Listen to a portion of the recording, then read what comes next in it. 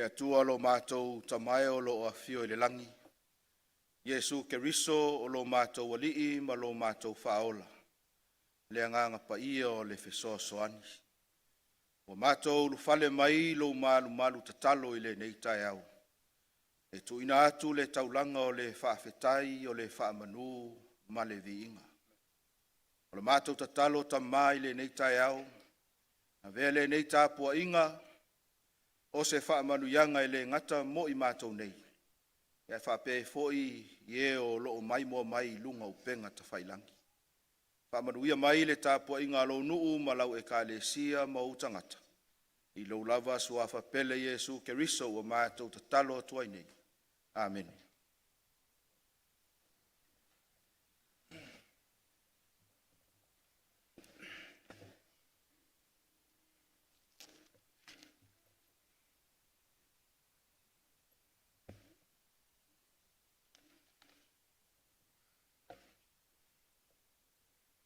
Tuanelo ao tamatau e whawhiloa i le tasi o lo iu talane mi whapeatu manuiari le sapaki.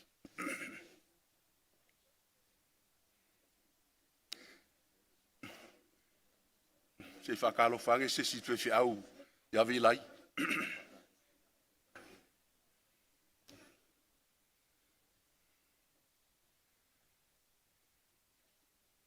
Salamolo no matau pue valu. A le whai upe tolu ma le wha. E wha pēi upu a tavita. A o vai i lo langi. O ngā luenga au tama i lima. O le masina. A toa mawhetu. Na whaia. Me whapele o le whamitalanga tawita le whaupe wha. Sea ea le tangata ua e manatu mai ai.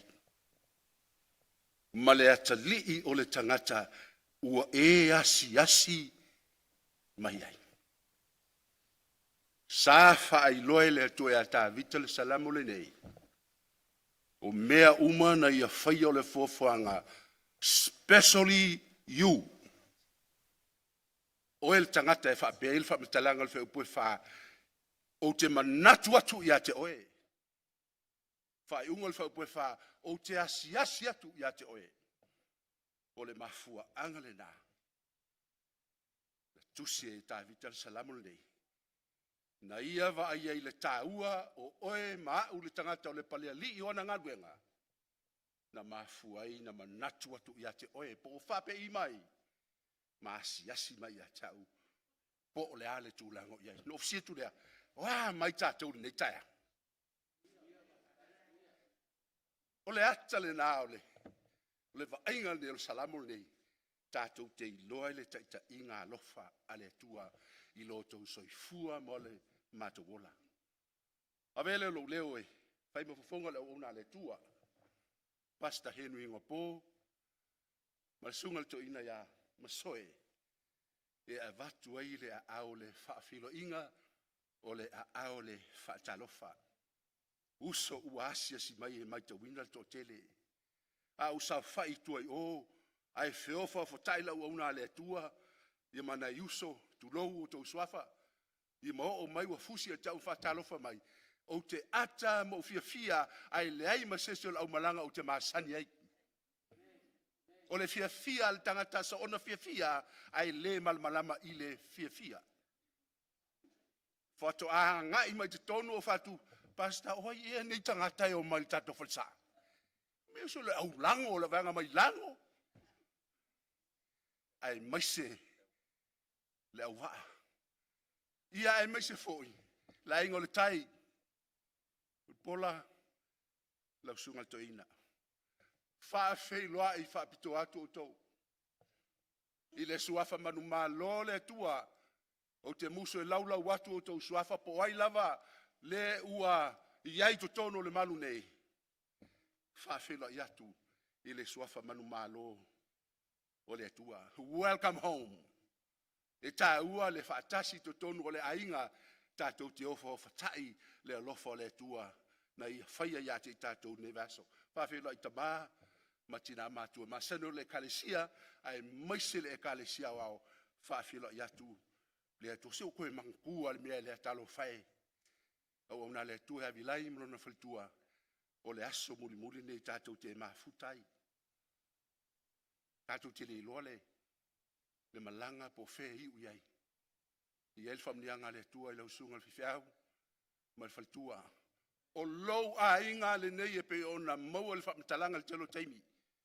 Wa whae to e fio mai, ma to e a fel nei, ia iai le whamnianga le tua. Whamnia le tua le whainga malanga, ia e mese fo i le sunga titia, o a nga ia to e tau sa ili le mea sa whelo lua iai, i aso ua mawai.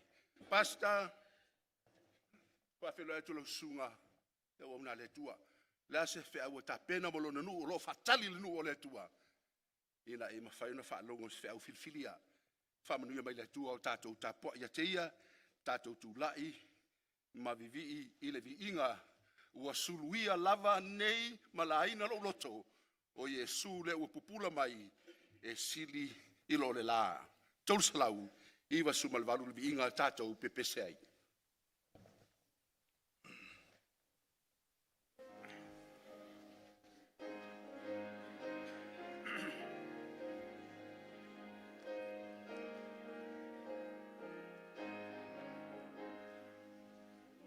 Sulu ia lava nei malaina lo loto o Yesu ne ua pupula mai e si di lo le la sulu ia malaina loto ia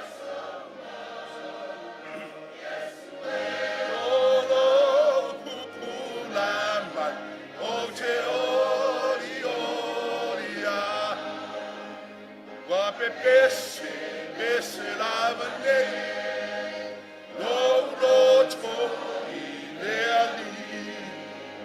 O Yesu fa fofonga mai, uie le aise leo, suluia malai.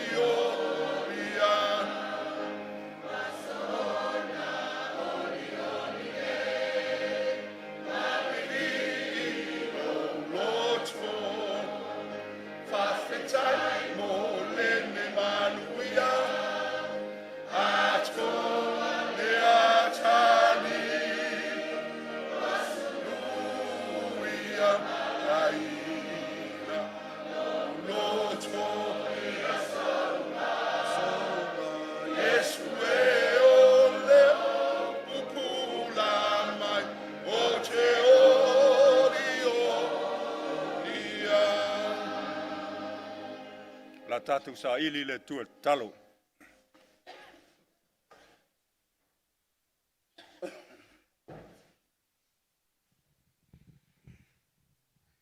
Lo mātou tamā o le langi. Ia pa ia lo suafa, i ho mai lo malo, ia whaia lo finangalo le langi e peo na whaia ene nei fo i lalo langi. Mātou whaaftaia pa ia ma le mamalu sisiri ese o la ua fio le nei tae ao lo sa pati. Au ngaso solo mai lo nu o mātou te mafuta i lo malu malu. Langona i mātou le nganga lo to maulalo. Mātou te whawhitai ai, le anga le lei o la wafio le vai aso o tuana i au pānoa ese lo nu. Mātou whawhitai le telo whamarianga na e lilingi na mai tutono o mātou ainga. Le ngata o le to ulu o timunga, o le sulu mānaia, mahatango fio ave le la. Ia o nā turua ia na e whaia. E tau mai i mātou o pale ali o fuafuanga la wafio. Le siri mana o la wafio ai mai se loa lofa o lo si o mia ai mea umalava. Mafuanga na walai o na mātou tōtuturi le tai aole nei. Mātou te whawhitai ai la wafio. Mātou talo i la wafio whawhitai le tele o whamarianga na e lilingi na mai lo lātou soifua mo lo mātou ola.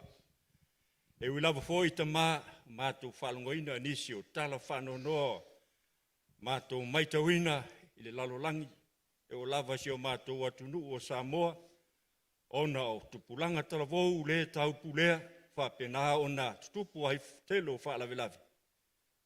Mātou te talo ta mā whamolmoli.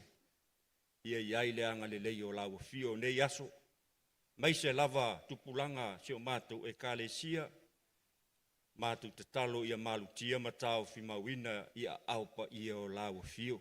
Whai ngā whitwhilinga, mātou te talo ta mā.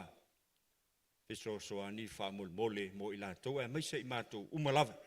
Lo to e whaingo fie nei aso o mātou o ola ai. Mātou te talo ta pena fo ila mātou tapo inga i la wafio le nei tai au. O le mātou te talo lo mātou ta mā. Whaavanoa ino o lātou finangalo mo mātou loto. Whaofile mu i ai le finangalo po le upo a la wafio le nei sapati. Ina ia whaamanu ina ai mātou. Whapena o na tā pena i peo mātou o langa. Mātou te savali muli atu ai ma whatatali. Ile nata e au wha auro wa e Sauniga mo i mātou. Mantua foi la o auna saune tu la il fata. Fa manatu lana tā penanga ina ia whaingo fie lona whaso mai. Ia wale whafonga lo nu. Mātou talo foi whamanianga lau fio mo mātou soa mālo. Ua whea foi lo mātou tapo inga le nei tae au whawhitai lo lātou filifilia ina o la mātou e kālesia. O se whamanianga foi lea mo i mātou ai sile ai ona televi inga o lau fio. Mantua foi nisi o mātou e kālesia. Pata o tolia foi mai o soifuang. Mana tua i lātou. So se tasio le lalolangi o lo iai se mana onga le ngata o le soifua po sesi lava mana onga o na o lawa fio te sila fio mātou te talo i lawa fio. Ia lata atu i ai i lawa fio whaamoni mole mo i lātou. Whaamoni maila mātou tapo inga le nei tu la o lau sapati i umea umai lo wanga le lei. Whawhitai tele Jesu ulo whafunga mai. Amen.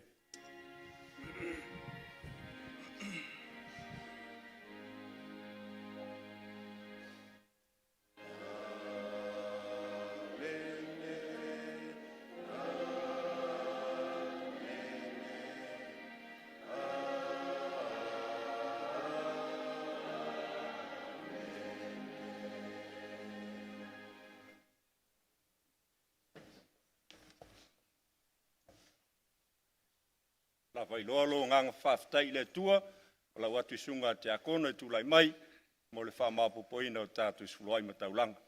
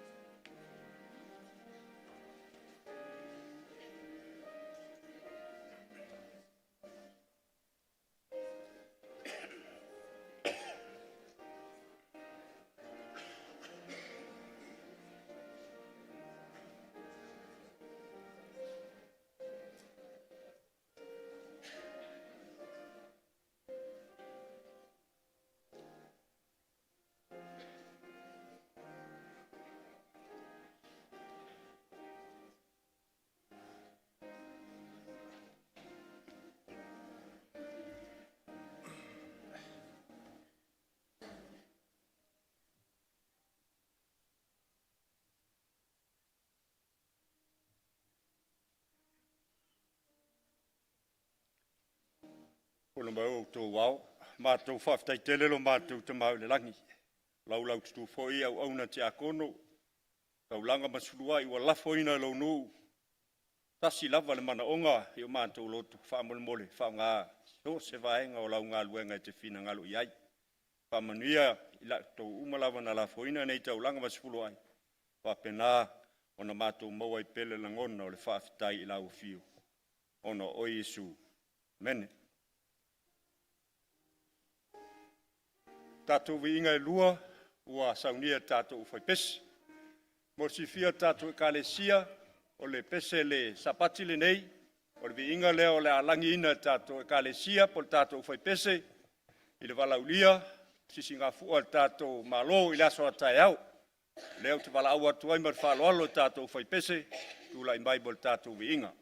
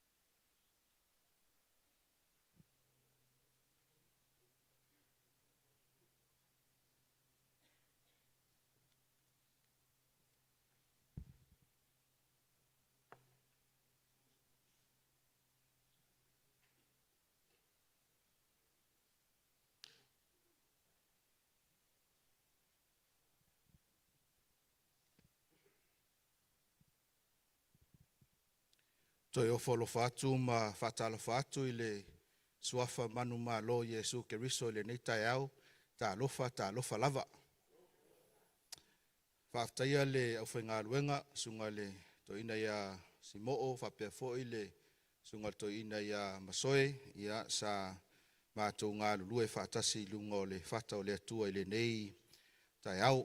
Taimi lava i tasi e le tua i lalo le anganga whaatalo fatu na ia tātou malo, sunga i le whaiwhiau ia milai ma le wharitua, ia le fo i sa maua le tai au. Ia o le sapati muli nei o le tātou maafutanga, whamanuia tele atu le atua ia te ulua, se taimi fo i toi taliu atuai so tātou atunu.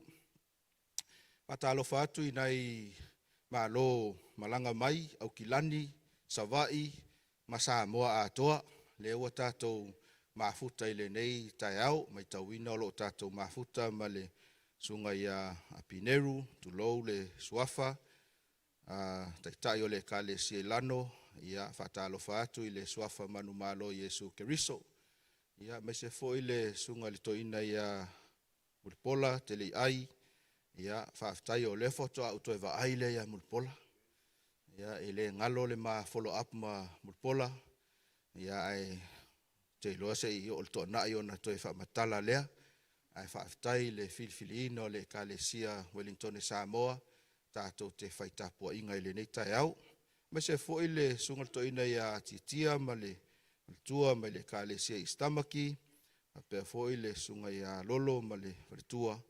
Ia ua sao la o tō filfilinga, ua sao le kalesia o tō wasia i le nei tai au, e le ngata o se whaamanuyanga mo i mātou, ia e whaamoe le nganga o le atua o se whaamanuyanga fo i lea mo o tō i le nei tai au. Special welcome to my friend here. Sorry, I can't recall your name. You introduce yourself at the foyer. Thank you for joining us this morning, and thank you for choosing Wellington Samoan Seventh-day Adventist Church as a place of worship and to fellowship with our members. We hope and trust that the gentleman behind you will translate the message today. Failauga ia tu fo'i le uso ia tile, ia mātou te talia ma le anganga fiafia, ma le anganga whaaftai, ia lo o lua susu mai i le nei tai au. Mai tauina foi o lo tātou mafuta, ia matua ao nisi o tātou talavou mai Samoa. Mātou te whaafilua ima whaatalofa tu i le anganga fiafia, ma le anganga maua lalo lava i le nei tai au le sapati o le atua. Taluai ona o se taimi mua lea ua o toi tu lai e i luma le tātou e kalesia, talu mai le pefia e asa pati taluai. Ai e iai ia alofa anga na moli mai e se kalesia i Australia, i Melbourne. O le kalesia le a Creaky Burn. Ia sa whapea mai ai, ia moli mai, ia o lato alofa anga le tātou e kalesia. Ia ua telelo ua toi titi a ngalo ia te au ono le umi. Ia le ala ua toi manatua loa le taimile lei, ia o lo moli mai, alofa anga le kalesia Creaky Burn, sunga le whaiwhiau ia tau poasa, ia ma le taitai o le kalesia, sunga ia foai, mai Saleapanga, ia o lo o moli mai ala tu alofa anga le tātou e kalesia. Manatu fo'i o le toesea i le tātou ngā luenga i nai vai aso taluai, ua uma o na whaasoa to le sunga i le taitai o le kalesia, sunga tia sa malanga whaatasi i polokalame le kalesia i Australia, ia nisi o vaenga mo lo o tau silafia, ia mai ei fo'i le talitonunga. Ia o le tele lava o vaenga ia o le a whaatinoina i le tausanga fou, o lea ua amata atu i le taimile nei. Ia mai te talo atu le tātou e kalesia, ia tu mai lou tau au, tu mai lou loto, ia tātou te ngā lulue mo tātou tautua whatasi i se ngā luenga ua wala awina ai tātou e le atua. Ia ai wha moe, ia i le nei sapati, ina ia tātou maua ia ana whaamanuianga. A whai ia te oela u tuspa ia, su e whātasi māu i le tusi whaitau o le tātou whaasoa i le tai au nei. Tusi whaitau e maua mai lea i le ngā luenga mta upe walu. Te maita wina o le vai aso taluai lea sa whaasoa i le sungal to ina ia manu. Ia i le ngā luenga mta upe walu. Ia manatu e toe so ma toe fau atu ia manatu nei ina ia whaingofia ai o na maua ia le whiau o le tai au nei. Ngā luenga mta upe walu o lona whai upu mua se ia o le whai upe tolu a maea ia o na tātou sii leo tātou whai tau i le ngā luenga mta upe iwa. Whai upu mua ma le whai upe lua. Ngā luenga e walu ia whai upu mua se ia o whai upe tolu ma le ngā luenga iwa. Whai upu mua ma le whai upe lua o le au whai al tātou tatalo. Le atua ua mātou sauni e whaitau ma whaasoa ua fionga paia. O taimi umae mātou te tatala ila o tuspa ia. E langona i o mātou tangata lo mātou manao mia o loa nganga paia. Awa o upu tā ua ua fionga sa tūsia e tangata paia. E au foi ona momoli ele anganga o la ua fio. Ina ia whapena o no mātou talia ina. Ma whaonga ina. E tāpena i mātou mō lou toi a fio mai. Whamanuia mai i le whaitauina o a fionga paia. Whamanuia i se wheau o le a mātou whaalongolongo ai. I lo suafa Yesu. Amene. Ngā luenga mta upe walu, whai upu mua se i o whai upe tolu, se i o tātou whaitau whaatasi, whaamole whaitau.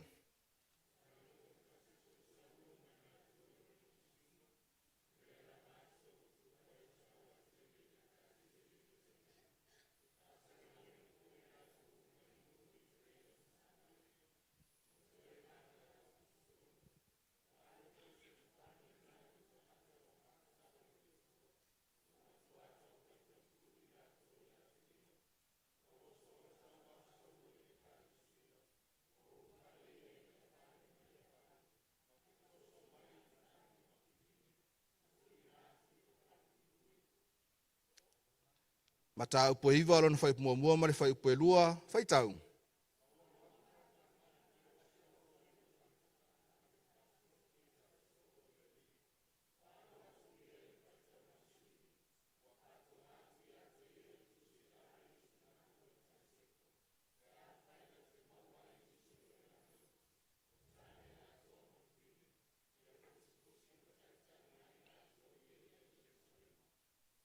O le matua o le tātou whiau i le tai au nei ua maua mai lea i le ngaluenga iwa alona whai upe tolu sipu matasi. O na fifi le mū lea o e ka lesia i utaia umalava. Ma Kalilaia, ma Samaria, ua wha mawhana whanaina i lātou. Ua sāwa vali foi ma le matau i le alii. Ma ua wha atoa teleina i le fesosoani o le anganga paia. Then the churches throughout all Judea, Galilee, and Samaria had peace and were edified, and walking in the fear of the Lord and in the comfort of the Holy Spirit, they were multiplied. Le kalesia ma le tātou awhia i le taiao nei. O tusi sa tātou whaitauina o le isi yata le na o le ekalesia sa iai. O se taimi pitosili o na whaingata sa whea ngai male ekalesia i taimi o le au apostolo. Mai pe a whai sa e whaitau lo loto iai i tusi sa whaitauina. E te maitauina ai upu o lo tā ua ai le sawaina o le ekalesia. O se ekalesia sa whea ngai ma puapua ngā, wheta iai ma whaingata. Ona o lo lātou moli mauola, e whaatatau i le Yesu ke riso lea, na maliu ma toe whaatu ina mai le tunga mau. E whaanoa noa lava i le vaai, i nisi o whaamatalanga o le tusi sa whaitauina, Sa ngai atu ai le tangata le nei o Saulo. E le ngata ua alu i to tonu o fale o ainga. Ina ia fetoso a ina mai tangata i fafo. Ma tuu ina i fale pui pui, ma sawa ina i lātou. O mai le mata upo iwa, tātou te ilo ai. E le i pē e se lava, le langona ita, ma le langona toa tamai. Le langona ua whapena o na pulea ina i le fili ma satani. Ise awala ina ia faa leanga ai. Ma faa tama ia ai, ma faa toi lalo ina ai le ekalesia. Peitai, a whai e maua so taimi whai tau a tole ma tā upo iwa. Tātou te maua i le whai upo e tolu se fulu maletasi suinga wa aia o le ekalesia. Tātou te maua i le whai upo e tolu su maletasi. The church is no longer suffer. Ua leo toe pua ngā tia le ekalesia. Ua leo toe ti ngā ina le ekalesia. A whai mai whamtalanga al tu spaia. Ua o mai le fi le mu i le ekalesia. E wha lima ni waenga o te fia whataua ina i le tai aole nei. Waenga mua na maua le taimi e fi le mua i le ekalesia. Malolo. Maua le taimi e toe hao ina i le ekalesia edified.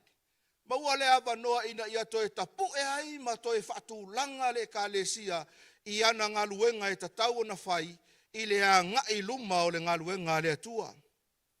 Tā ua le vaenga lona tolu au a whai mai whamtalanga o le whai upu lea e tolu se fulu maletasi.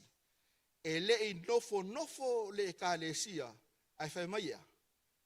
Na sava vali i le matau i le atua. Walking in fear of the Lord. Sava vali. O disi taimi a o ina toa fi le mu se mea. Ua whainga tā foi o na whaatutu ngā tā le ekalesia.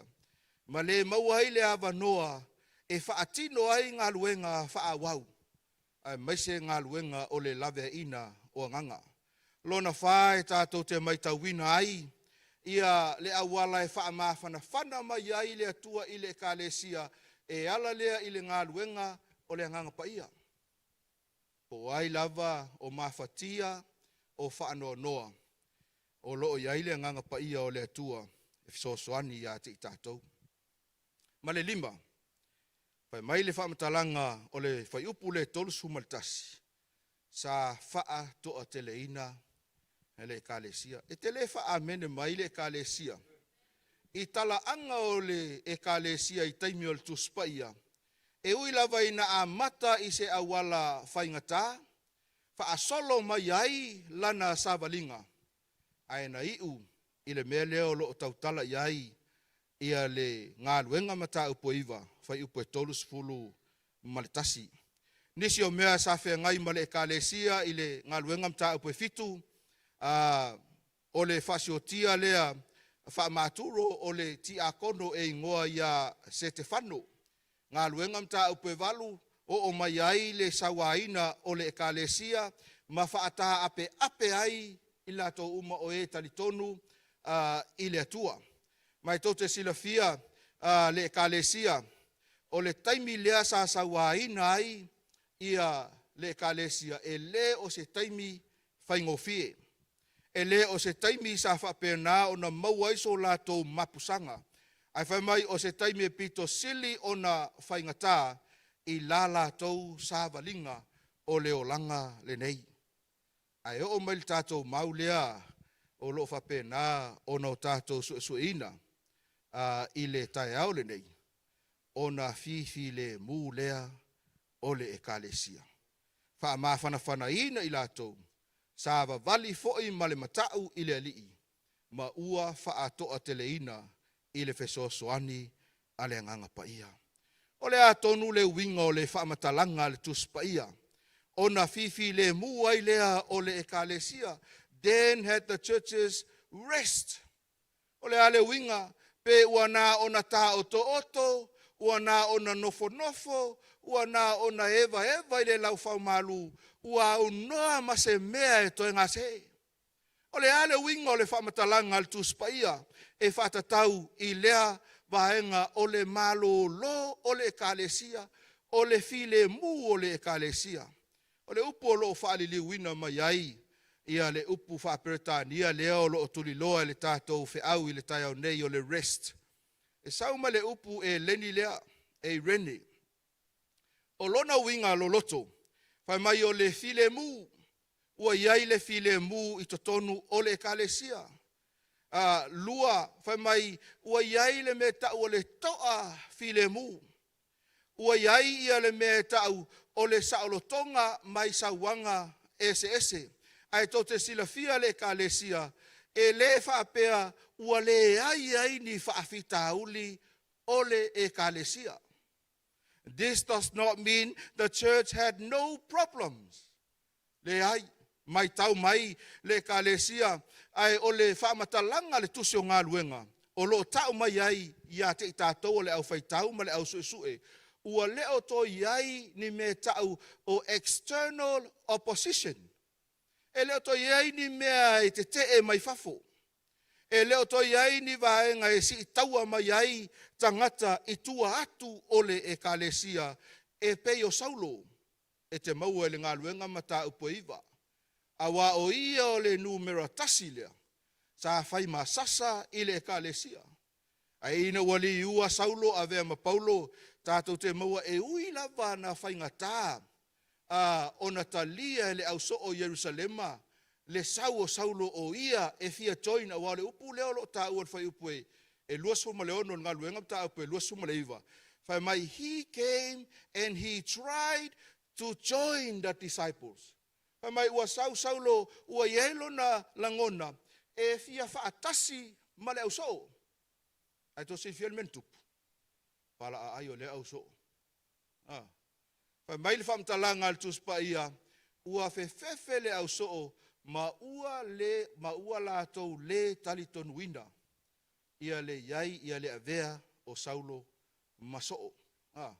Au taimi ia ua sui le tangata, ua sui o na langona, ua leo toe whaasanga tau I le ekalesia, a o lea ua amata o na sau Efesoso ani I le ekalesia. E ropo o kouskanga sa whaasanga kau I le ekalesia I aso. Sa whaawhainga tā I le lotu a le atua. Sa tū mamau. Ai ina ua o tātou maua ke riso, we want to join. Tātou te fia a wai to tonu o le ekalesia. Ai to silfia la. O le mata upu lea. E leo to iei se whaalave lave mai fafo. Pelo e whaalave lave. E koe lu ia e lesi ko kongu I. E toe ua e lesi le ua o lesi to tonu I. E toe pepelo a e lesi to tonu I. A o lea ua file mu le ka lesi el whamtalanga a Luka. Le fo mai a Luka I whamaumaunga le tusi o ngā luenga. O lea ua file mu. O lea ua malolo. O lea ua toa file mu. O lea ua sa o loto mai I sa wanga sa whea ngai ai ma le ekalesia. O lea le winga o lea mea le ekalesia le atua I le tai au nei. Ua whatanga I le atua le awanoa lea ina ia manava I le ekalesia. Ma ia toe ti mata ai le upenga. Ma ia toe fau ai lo tātou sa. God provided a period of relief.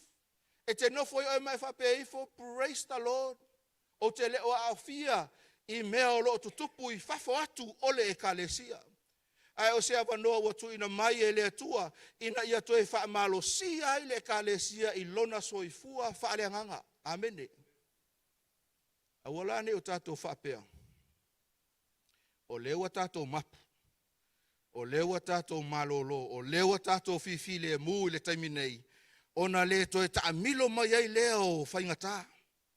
Le ai le ekalesia, o le awanoa le nei e toe ti mata ai le upenga, e toe tilo ai ma toe va ai, o mai lo soifua whaaleanganga I le lua vama le atua.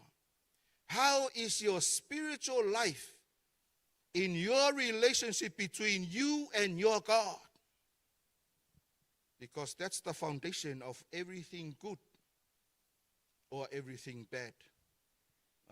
O le whaavae lea o mea lelei uma, o le whaavae foi lea o mea whaale tonu uma, o le o langa le nei.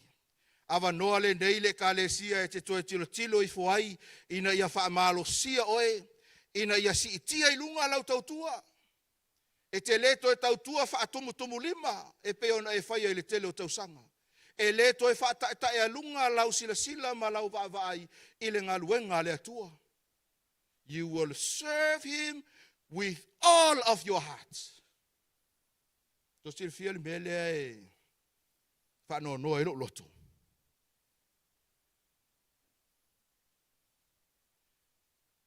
Le ngai to tele tātou talavou. Whiriwhilia e le kālesia I lana ngaluenga. Ai te e mai o latou lima. So you ask yourself this question, where are you in your relationship with God? O whea o iai oe I le lua mafutanga ma le atua, o lea ua e ewa I le lau whaumalu. Mai whapei fo I lo loto, oh, this is me. I'm good.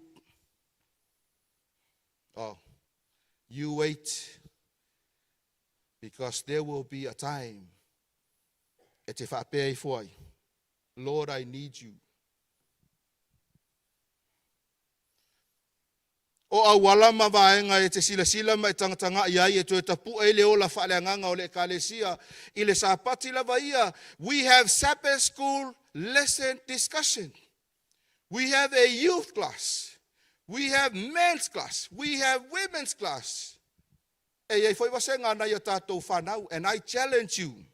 O te lui atu ia te oe le kalesia mai tātou umai le neitai au. You must come. Show up. Le anga e whesoso ani. Vaenga ia. I le toe whaamalo sia o lo wola whaaleanganga. E le po I le tātou e kalesia ma le tātou au fia mea o lo tutupu I le teimi le nei. We have seen that. It's not news anymore. It's just shocking. O se tūlanga e ofo ai le loto. But let me tell you this, the closest, safest place on earth is the church. O le ekalesia o se nofuanga saunga le mulea e lata mai a te tātou.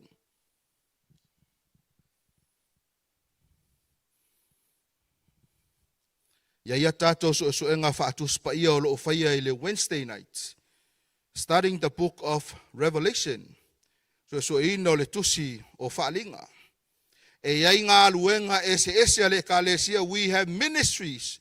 We have women's ministry program. We have Pathfinder and Adventure. And if your child is not attending, bring your child. A maya tātou whanau, lea ngai whesosoani ngā luenga ia. Ai aua e te nofuai. We have health ministry, men's ministry, personal ministry. O mea umanei le kalesia e whesosoani a te tātou I taimile nei le ua tātou whiwhi le mua. Taimile nei le ua tātou wa ai ai mo tātou whapeifu. Ai, leo koe kongi es mako mo kesi. E leo to iai ni mea e ono a awhia ai lau tapua inga I le atua.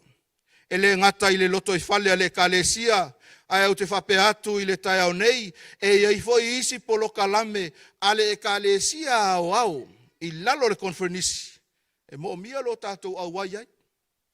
Au au nei mea uma, e whesosoani lea, ina ia whaamalo sia ai lo soifua ma lo wola whaaleanganga. O le poana posa mātou tala noa I le me tau o le spirit-led. So spirit-led is a leadership summit for all leaders. But this event is open to anyone. E tatala mo so se tasi. E nau ma fia manao e whaongaina lona soifua. E le ngata I le ngaluenga le atua. A au isi fo I vaenga o le ngaluenga. E eile me tau o le one voice. E pei ona whailo atu I se taimi ua sola. One voice 27. E iai tālo sanga ma ana pongi o lo fofuaina I le kalesia e whatinoina I aso ngā fua mua, umalawa o kuata, taitasi. Mai tau mai mea nei le kalesia. Le anga e fesosoani mo oe maau. Fai mai e al tātou mau tuli loa, ona fifi le mu leo e kalesia i utaia umalawa, ma Kalilaia ma Samaria, ua wha ma whanawhanaina i lātou, ua sāwa vali foi ma le matau, i le alii, ma ua wha atoa teleina, i le fesosoani o le anganga paia. Upulona lua e tia talanoina, e le ngata na maua le file mu i le kalesia, ai whai mai, they were edified. O le ale winga o le upu edified, whai mai o lona winga tāua, ina ia fausia. Fausia se fale. Lua, whai mai ina ia whaamalosia. Tolu, whai mai e hao ina whaatuina, e te langona lava e oe ia, tangata e kalesia lo mo o mia o mea ia. Lo mo o mia o vaenga ia. Ina ia toe au au ina, ma toe fausia ai lo soifua, whale nganga. Ele na o le enjoy ele kalesia, ele taimi o le tuspa ia, o le mele o le peace. They were not only enjoying peace, rest, ile taimi o le ekalesia. Ai whai mai sa lātou whaangaina o se awanoa, ina ia tupu ai lo lātou whaatuatua. Ina ia toe au ina ai a fionga pa ia a le atua. Ina ia toe whaatupu ai lo soifua whaataitai. O oe o le taitai iso o se vaenga. Ma whaamalo si ai oe e avea masoo ile ekalesia. O le ekalesia soifua maloloina. A healthy church or a prosper church uses peace for growth. E lātou te whaongaina ai le file mu, e lātou te whaongaina ai ia le malolonga, ina ia whaatupu ai le soifua ma le ola whaaleanganga o le ekalesia. E le lavalo sau le lotu mai toi alu le ekalesia pele le atua. E le lava na ona e attend, you will become a regular attendance. E sao. O ila le regular attendance il tatou lotu. Regular attendance. To Sylvia, let me tell you this. Some of you have requested to me to write a letter for you. I want you to listen carefully. To write a letter for you. So soania I launga aluenga, so soania I pepa no fo mau, so soania I meia. But o se tu o te nofo ma o mafau. What am I going to write? And some of the letter that I wrote in the past is just regular attendance. He is a regular attendance in the Wellington Samoan Seventh-day Adventist Church. And that's it. Ele lopo aisi mea e whamalauila. Ele tusi. That's why attending is not enough. You must use your life. Lo soifua ma lo wola. Ua au mai e le atua. Ina ia whaongaina I se ngaruenga e whina ngalo ai le atua. You don't need to hold a position in the church or an officer in the church. Ele manao mia e whiwhilia o avea ma se isi e whaia tō whinga le kalesia. You can be active in anything in the church. E ma whaia ona whaongaina lo soifua ma lo wola. I so se mea lava e whaia ina ia vi ia ai le atua. Mea la le whai mai ia tusi o ngā luenga. And the church were edified. O se awanoa na toe ao ina ai. Na toe whaamalosia ai. Na toe whausia ai. Ma se awanoa na toe whaatu ai. Molea. Mole vi inga o le atua. Tolu. Pai mai whamtalanga le whai upe tosu matasi. O lea foi la tau te sawa vali. I le matau I le atua. Walking in the fear of the Lord. O le ale wingon me leo le matau I le atua. The fear of the Lord. What does that mean? O le ale wingo le mea. O lo fefe ma e whape o le atua o se eitu. Po le atua o se leo ina ia e alo ese mai ai le ai fa mai o le winga o le mea leo le matau i le atua o lo wava ma lo mingao i le atua. You will reverence God in terms of your body. You will reverence God in terms of your relationship. You need to get to wait until you get married. You will reverence God in what you put in your bodies.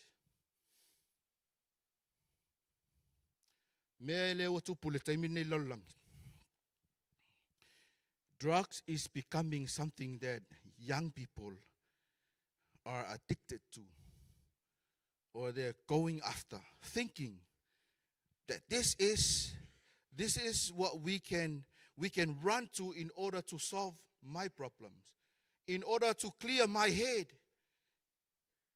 in order to feel different, in order to be somebody. That is not the answer. You must fear God. E tatau ona e ava ma e mingao i le atua e ala i mea uma e te whaia.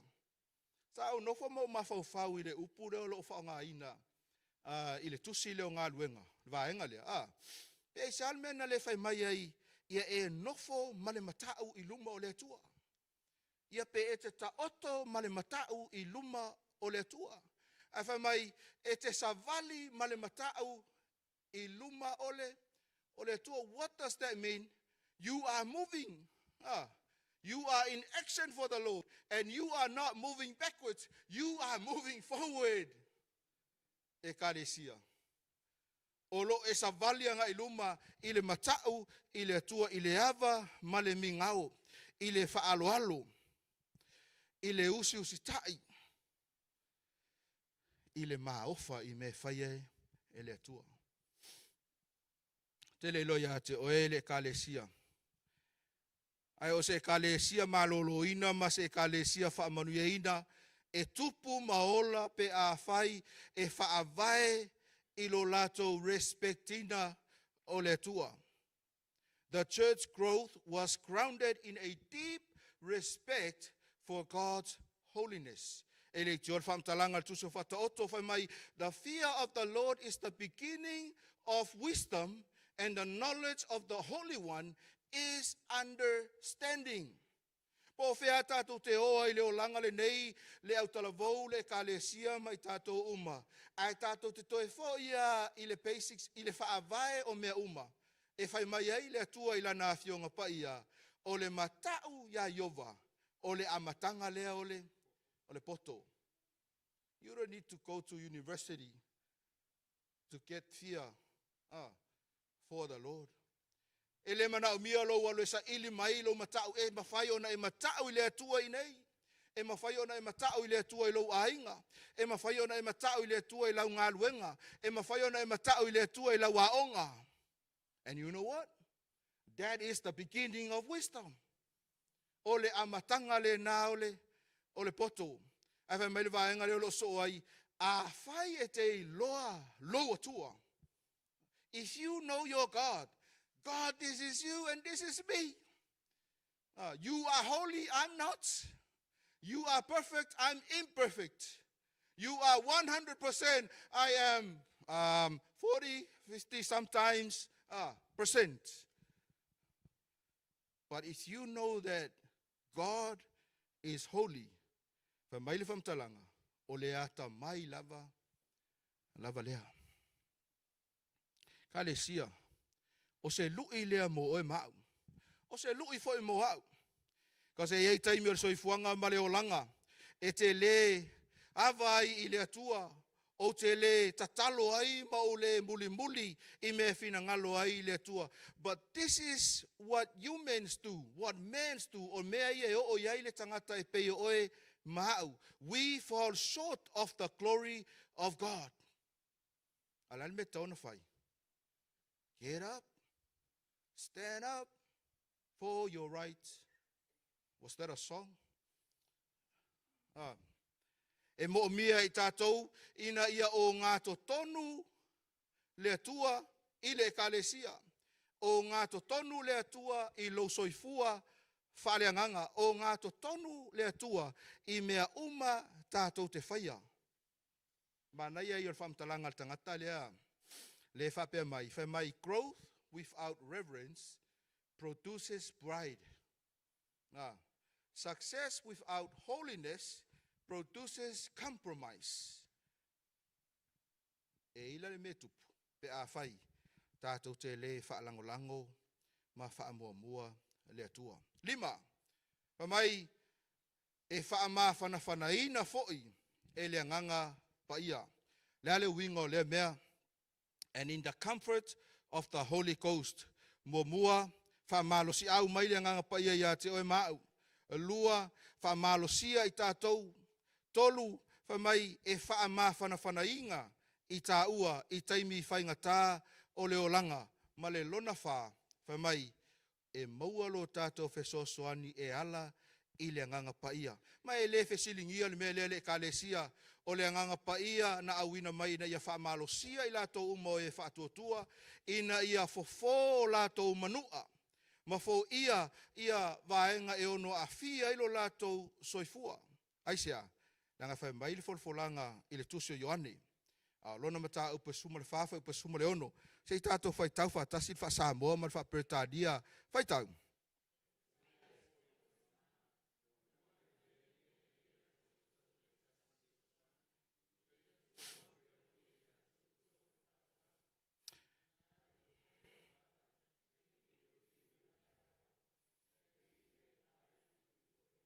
Now listen to these young people. And I will pray the Father and He will give you another helper. Another helper. And don't tell me you don't need help. We all need help. And we have the Holy Spirit available for you and me. O loo iai le nganga pa ia, o loo iai ma te tātou I aso umolo tātou wola. E pei ona wholawholaina mai e le fiong pa ia le atua. O le nganga pa ia na te whaamahalosia oi. Have you ever been to a situation where you are heading into doing something wrong and you can hear the small voice? Aua Henry, aua, don't do it. E sao? E se taimi o whapena I otou. A whai le se me whapena kupia oe ro ingo wale seanga pa ia ma oe. A e ei taimi ua whapenao na e a ngā iai e whai se whirwhilinga e ono a whia I lo soifua. Ala iai ale musmusunga lea. Ale nganga pa ia. Musmusunga alofa le na ale nganga pa ia. Ina ia ave ese mai ai oe I mea e te whaale tonu ai. Au ar whai an mea na. Mai ole tā ua le na ole nganga pa ia. E pei ona whai mai ai le whamtalanga le tusu ngā luenga iwa whai potosu maltasi. E le ngata na fifi le mū le kālesia, e le ngata na toe edify, pena toe awa uina, ia I lātou, ina ia ato atoa, ai whai mai na mawhai foi ono lātou maua, ia le nganga pa ia, I lona whesoa soani mai. And the last one, whai mai they were multiplied. Multiplied. Church, o le mele o le ekalesia manuia, ekalesia maloloina, e le ngata e file mu, e le ngata e toe fausia ma toe whaatuina, e le ngata e matau I le alii e sāwa vali ma le atua, ma le matau, e le ngata e whaamawhanawhanaina, e le atua e ala I le nganga paia, ai whai mai e whaatoa tele ina. O le ale wingo le mea. Growth was the result for the early church. O le whaatoa tele ina o le ekalesia na whanau mai. Ina ua I loa le ekalesia lo lato mea e ao o na whai. Of course, growth or numbers is not the goal. E le o le sini lea ale ekalesia ina ia tumu le lotu. Pe to tele nisi. Ainga oko meki o ngā kupu meia, aisea, ona ua uma, ona toe whaia le whaafaunga ale kālesia, male a nganga paia. They focus on spiritual health. Sa lato va ai I le itu o le soifua malolo ina whaalea nganga. ona au mailola ia le atua le meta o le multiplication le faatoa tele ina le kalesia le atua ile nei taiao. How is your spiritual health? O e malosi na popo i sila ma pe fia aia o e if you need help with your spiritual health, now we have a church, we have elders, we have our matutua, we have our parents. Talk to them. Ai tala noa to le fo i struggle mele lo makua ia mar ko inga longa ia for spiritual health. Talk to someone that you can trust. Ai se meo mafatia i lo loto tala noa iai ina ia fape nao na feso soani mo oi ta ua fam talanga tu so nga luenga mata upe lo fa pe fas fu male fitu fa mai ua lato vivi ia tu ile tua ma ua lo faina ile nu umalava ua fa o popoina ile ekalesia ele ali. Notice and the Lord added. Who added? God. Did the pastor added the members? Nope. Ato ina. Nope. O le taua le na o le kalesia lea. Leo lo taua le tusio ngā luenga. Pai mai ua wha popoina ele kalesia ele ali. Le kalesia mare ainga o le tua. A o ino tātou tilo mo tātou va ai. Ile ngā luenga ua tu ina mai ele atua mo i tātou ile taimile nei le maualo tātou awanoa. Toa fi le mu, maualo tātou awanoa. Ina ia toi whatu langa ai, mea e au na whatu langa. Ma toi a o ina tātou i awala e whai i masoo. Ia, ma toi wha manatu, valo angal tu spaia, ma mea umalava. O le a le pine, e whaato o tele ina e le atua lana e ka alesia. Mea sa tātou o ina, ia, o le malolonga e tātou te iloa ai, le file mu o le atua. Edification, o lo talanoa lo tātou spiritual growth, o le fear of the Lord, o se o langa whapaieina, e te savalia i aso uma o lo wola. O le wha fanfanaina e le nganga paia, o le fisosoani mai leo le nganga o le atua ia te oe mau, i lata ua savalinga, ma le wha atoa te leina. It is a mission success, not only for you, but for God. Mai fam talanga tamai tai perfecto ele na waita fa umal tatou fe au. Se tatou fai tau fa tasi le kalesia fam talanga mai le tusi o le Acts of the Apostles, page 48. Famul fai tau. The church saw converts flocking to her from all directions. Backsliders were reconverted. Sinners united with Christians in seeking the pearl of great price. As they labor unitedly in love, heavenly agencies cooperated with them. What a church. That is my dream church. O se ekalesia e moe miti ai, so o se whaife au, so o se ekalesia, so o se tangata lotu.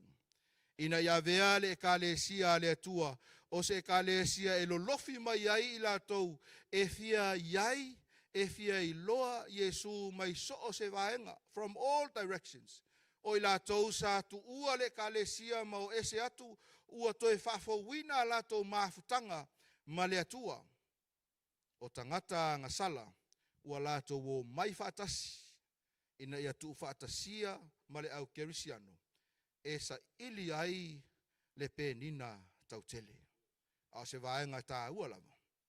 O la tātou au nanga ma le tautua, whaia whaatasi i le alofa. E le pine e le pongisa le langi. E fesosoani ma whaamanuia mai i lana e kalesia.